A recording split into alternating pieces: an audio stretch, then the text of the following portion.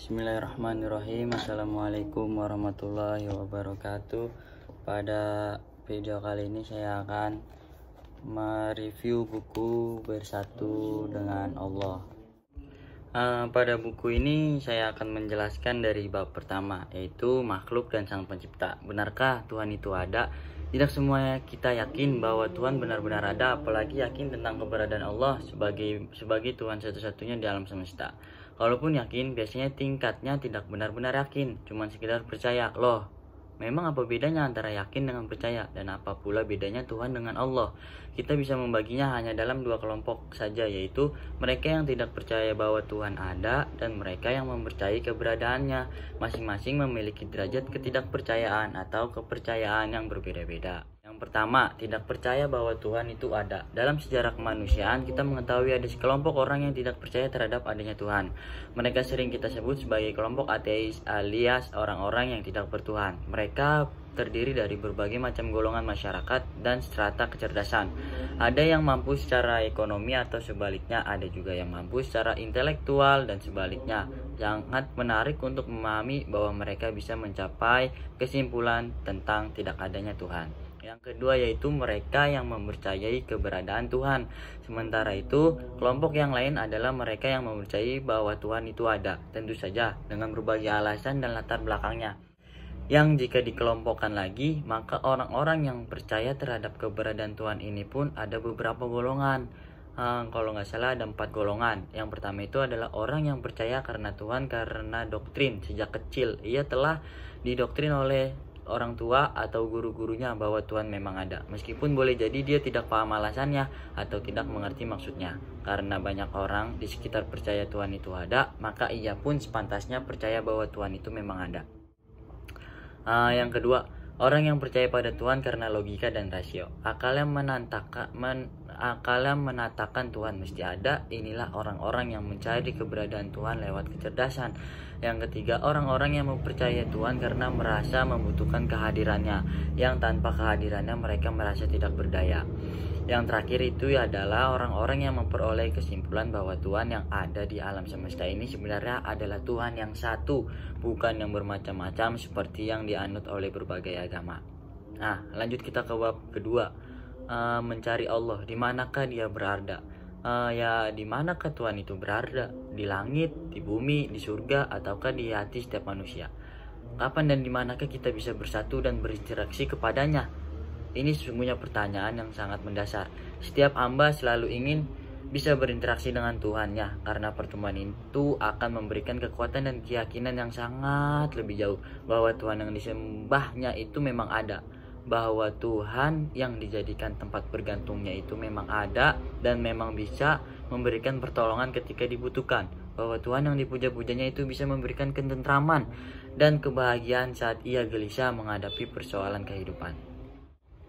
Ada dua hal yang perlu dijelaskan terlebih dahulu sebelum kita membahas keberadaan Allah. Yang pertama, apakah Allah itu menempatkan suatu ruangan sehingga bisa disebutkan lokasi keberadaannya atau keberadaan Allah? Dan yang kedua, bagaimana kita bisa berinteraksi dengan zat yang maha sempurna itu? Pertanyaan tentang di mana Allah memang mengarahkan kita untuk berpikir bahwa Allah itu berada di dalam ruang alam semesta. Sebuah kesan spontan yang muncul ketika kita ditodong dengan pertanyaan di mana. Pertanyaan di mana sebenarnya diajukan kepada sesuatu yang berpindah-pindah tempat. Sekali waktu ada di sana, sekali waktu ada di sini, sekali waktu ada di situ. Di saat tertentu ada berbeda di atas, di waktu yang lain berada di bawah, kadang di kanan, kadang di kiri, muka belakang dan seterusnya. Bagaimana kita bisa bertanya di manakah dia? Loh, apakah boleh bertanya demikian untuk menegaskan keberadaannya? Oh, tentu saja boleh. Tetapi pertanyaan itu adalah pertanyaan yang sangat keliru dengan adanya alamat atau tidak bermakna, karena kita bertanya tentang sesuatu yang posisinya tidak pernah berubah dulu, sekarang dan nanti. Ya, tetap saja posisinya. Untuk apa kita bertanya dia ada di mana? Bab selanjutnya itu mengenal Allah. Dia memperkenalkan dirinya. Setelah melakukan pencarian terhadap eksistensi Allah, marilah kita mulai mengenal zat yang maha agung dan maha suci itu. Tapi bisakah kita mengenalnya, dan bagaimana pula cara mengenalnya? Bukankah dia zat yang tan kinayang apa yang tidak tergambarkan oleh akal manusia. Sejarah manusia telah menunjukkan bahwa manusia memiliki naluri untuk berusaha mencari dan mengenal zat ketuhanan. Namun kenyataannya selalu menunjukkan upaya itu seringkali tersesat. Bahkan ketemu Allah, melainkan ketemu dengan Tuhan-Tuhannya. Kenapa bisa demikian? Sebab zat Tuhan yang sesungguhnya itu memang jauh di luar perkiraan akal kita. Meskipun bukan berarti tidak bisa didekati dengan akal manusia, karena kenyataan itulah Allah lantas memperkenalkan dirinya kepada manusia. Dia sengaja memperkenalkan diri agar manusia mengenalnya, bukan karena lewat sekedar duga-dugaan saja, karena dugaan alias persangkaan memang tidak bakal mengantarkan kita kepada kebenaran yang hakiki.